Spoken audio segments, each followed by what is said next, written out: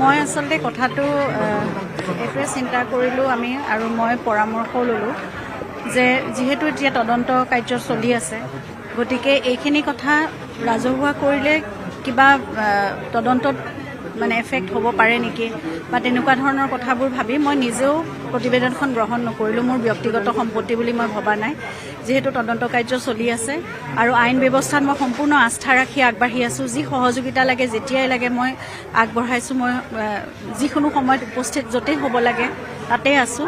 গতিকে মই সেই যিটো ৰিপৰ্ট সেই ৰিপৰ্টটো মই তদন্তকাৰী বিষয়াৰ হাততে উভতাই পঠিয়াইছোঁ। সেয়া তেওঁলোকৰ হাততেই থাকক আৰু তেওঁলোকে তাৰ উচিত বিচাৰ কৰিব, সেয়া মোৰ সম্পূৰ্ণ বিশ্বাস আছে আৰু অতি শীঘ্ৰে আমি লাহে লাহে ভালকৈ আগবাঢ়িছে বুলি আমি বিশ্বাস কৰিছোঁ আৰু অতি শীঘ্ৰেই তাৰ ফলাফলসমূহ আমি ভালকৈ পাম বুলি আশা কৰিছোঁ।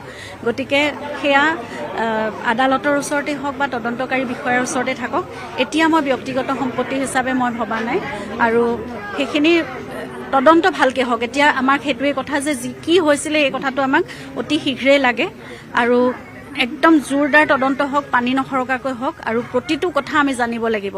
এতিয়া বহুত মানে কিবা কিবি কথা বহুত ওলাইছে, গতিকে এই কথাবোৰ কিমান দূৰলৈকে কেনেদৰে সত্য আৰু কোন আচলতে তাত মানে দোষী আছে আৰু যি দোষী আছে সিহঁতে কঠোৰ শাস্তি পাব লাগিব। এতিয়া মোৰ মানে মই এটাই কথা ক'ব বিচাৰোঁ, মোৰ মানুহজনক মই হেৰুৱাইছোঁ, তেখেতক মই ঘূৰাই নাপাওঁ কেতিয়াও, কিন্তু তেওঁ উচিত ন্যায় পাই যাবই লাগিব আৰু সেই মানুহজন সকলোৰে মানুহ আছিল, সকলোকে নিজৰ সৰ্বস্ব দি পেলাই ভাল পাইছিল। সেই মানুহজনৰ লগত অন্যায় কেতিয়াও হ'ব নোৱাৰে।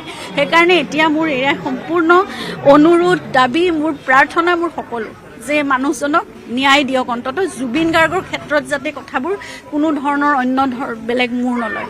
এতিয়া তদন্ত সম্পূৰ্ণ মানে একদম ভালকে হ'ব লাগিব। শেখৰে এটা কথা কৈছে যে শেহতীয়াকৈ যে বিহপান কৰোৱাইছিল জুবিনক, এনেকুৱা ধৰণৰ কথা তেওঁ ৰিমাণ্ড কপি আছে, ৰিমাণ্ড কপিত তাৰমানে উল্লেখ কৰা দেখিবলৈ পোৱা গৈছে। আমি শেখৰে যদি জানিছিল সেই কথাটো ইমান দিনলৈকে কিয় লুকুৱাই থৈছিল?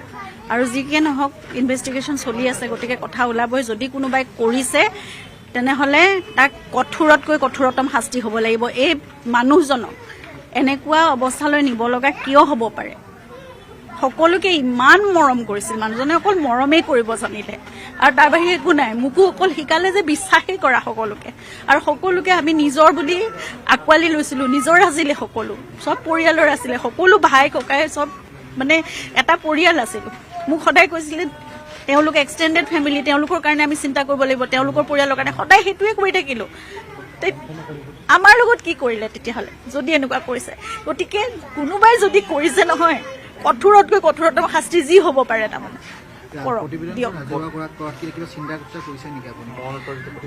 মই সেয়া মই ইতিমধ্যে উল্লেখ কৰিছোঁ যে ইনভেষ্টিগেশ্যন যিহেতু চলি আছে, মই আইনৰ কথা একোৱেই নাজানো। গতিকে মোৰ লগত ৰাখিলেনো কি হ'ব বা ৰাজহুৱা কৰিলে কিবা যদি হেম্পাৰ হ'ব পাৰে নহ'ব পাৰে, মই একো কথা নাজানো। গতিকে সেয়া মই তদন্তকাৰী বিষয়াৰ হাততে মই উভতাই পঠাইছোঁ।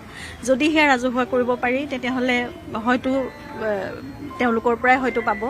আৰু গতিকে মই আইনৰ কোনো কথা মই যি নজনা কথাটো মোৰ জ্ঞান শূন্য মই এই ক্ষেত্ৰত, গতিকে সেয়া মোৰ হাতত ল'ব বিচৰা নাই। গতিকে মোৰো ব্যক্তিগত সম্পত্তি নহয়, এতিয়া তদন্তটো ভালকৈ হ'ব লাগে, তাত কোনো ব্যাঘাত জন্মিব নালাগে। মই ঘূৰাই পঠিয়াইছোঁ তেওঁলোকৰ হাতত।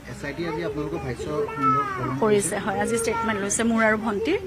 সম্পূৰ্ণভাৱে দীঘলীয়াকৈ তেওঁলোকে সকলো লৈছে, একদম আৰম্ভণিৰ পৰা। মই জুবিনক কেতিয়াৰ পৰা চিনি পাইছোঁ তেতিয়াৰ পৰা সকলোখিনি কথা লৈছে।